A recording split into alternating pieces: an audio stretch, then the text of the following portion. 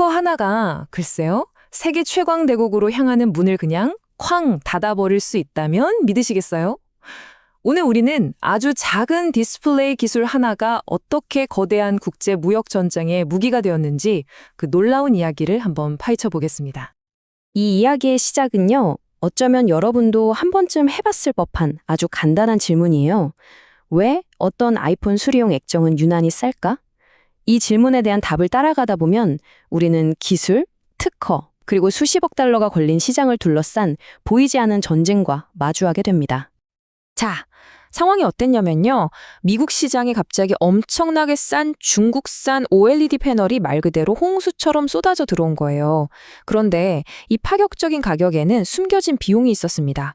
바로 보호받고 있는 기술을 그대로 베꼈다는 특허 침해 의혹이었죠.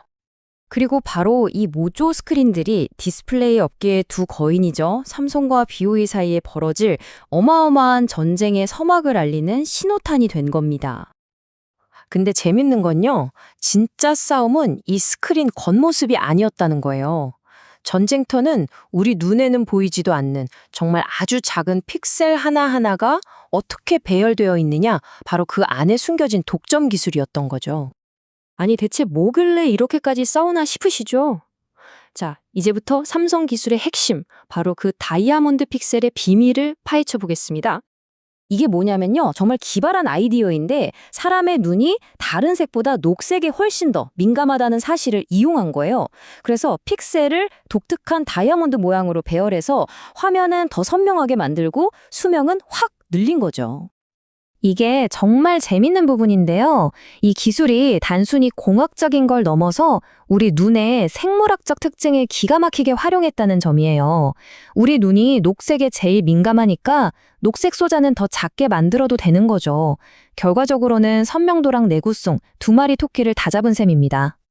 자, 이렇게 되니까 삼성이 가만히 있을 수 없었겠죠. 근데 삼성의 대응 방식이 아주 흥미롭습니다. 그냥 너네 우리 거 베꼈네? 하고 한두 회사 고소하는 수준이 아니었어요. 아예 미국 국경 전체를 걸어 잠그는 정말 영리하고 강력한 반격을 시작합니다. 삼성의 전략은 뭐랄까, 정말 판을 읽는 한 수였어요. 문제가 되는 회사들을 일일이 쫓아다니는 게 아니라 문제의 근원, 그러니까 수입 자체를 막아버리기로 한 거죠. 그래서 미국 국제무역위원회 ITC에 가서 이렇게 요구한 겁니다. 이 특허를 침해하는 제품은 제조사가 누구든 상관없이 미국 땅에 한 발짝도 들여놓지 못하게 해주세요. 이건 말 그대로 미국 시장 둘레에 거대한 성벽을 쌓아달라고 요청한 거나 마찬가지였습니다. 법정에서의 싸움은 정말 창과 방패의 대결 같았어요. BOE 측은 이거 뭐 별거 아니다. 업계에선 다 아는 상식적인 기술이다라고 주장했고요. 반면에 삼성은 수십 년 동안 쌓아온 정말 책으로 몇 권은 나올 법한 방대한 특허 자료들을 증거로 내밀었죠. 이게 어떻게 상식이냐, 우리 피와 땀의 결과물이다 라고 맞선 겁니다. 그러니까 여기서 핵심은 그 다이아몬드 모양 자체가 아니었던 거예요. 진짜 기술력은 그 수백만 개의 작은 픽셀 하나하나를, 그것도 아주 정밀하게 원하는 밝기와 색깔로 착착 켜고 끄는 눈에 보이지 않는 구동회로 기술에 있었습니다. 이게 바로 아무나 따라할 수 없는 부분이었죠. 자, 이렇게 모든 걸 건 싸움, 그 결과는 어떻게 됐을까요? ITC가 내린 결정은요, 그야말로 시장의 판을 완전히 뒤집어 버렸습니다. 결론부터 말하면 ITC는 삼성의 손을 들어줬습니다. 그리고 아주 강력한 무기를 꺼내 들었죠. 바로 일반 배제 명령이라는 건데요. 이게 얼마나 대단한 거냐면 특정 회사 제품만 막는 게 아니에요. 이 특허를 침해했다고 판단되는 제품은 그게 어느 나라의 어떤 회사가 만들었던 상관없이 미국 세관에서 바로 압수해버릴 수 있는 권한을 주는 겁니다. 정말 막강하죠? 결국 핵심은 이 한 문장으로 요약됩니다. BOE를 비롯한 수많은 모조품 제조업체들에게 거대하고 매력적인 미국 시장으로 들어가는 문이 그냥 쾅 하고 닫혀버린 겁니다. 접근 불가. 끝. 이 판결 하나가 일으킨 파장은 정말 어마어마했습니다. 먼저 중국의 빠르게 따라잡기 전략이 제대로 된 벽에 부딪혔죠. 그리고 더 놀라운 건 애플까지 영향을 받았다는 겁니다. 자기들 아이폰이 판매 금지될 수도 있다는 리스크 때문에 BOE에 주던 패널 주문을 줄이거나 아예 멈춰버린 거죠. 결국 삼성의 특허 하나가 물리적인 장벽이 되어서 시장 진입 자체를 막아버린 셈입니다. 사실 이 사건은 단순히 두 회사가 싸운 이야기가 아닙니다. 이걸 좀 더 넓게 보면 지금 세계 무역의 판이 어떻게 바뀌고 있는지를 보여주는 아주 중요한 사례예요. 이제부터 이 사건이 우리에게 주는 더 큰 그림, 그 교훈에 대해 이야기해 보겠습니다.